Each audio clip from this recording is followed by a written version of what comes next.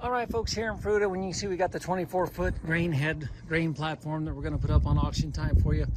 It is selling separately from the combine, guys. You're buying the header only. It is a 24-foot. Now, this is an older one, folks, and I'm still trying to figure out which model number it is. I'll have to do a little research. And by that, I mean I'll call some of my John Deere guys, and they'll be able to tell me exactly what header this is. But it is a 24-footer, folks. You can see it drives off the shafts here for your sickle. The reel is a variable speed hydraulic drive. And again, the auger runs off of the power shaft off the combine as well, I'm sure. So as we mentioned in the other video, guys, the header will split the drive shaft right here on each side, guys, and half will stay with the combine, half will go with the head. Obviously, the hydraulic split right there.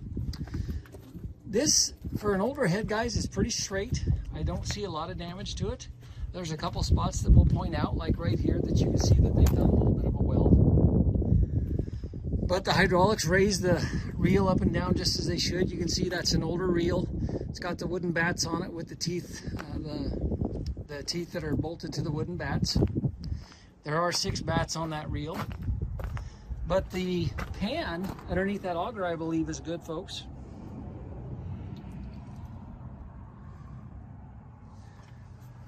I believe all of the sections and guards are in place on the sickle.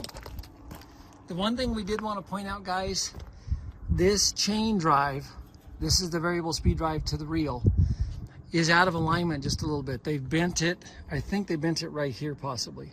And so it curves out just a little bit. It needs to be bent back so it's in line, and they're having a hard time keeping that chain drive on that drive sprocket up there. So I did want you to know that, folks. But you can see here that reel turns easy enough, okay? And I can't turn it much because the chain's getting caught in there.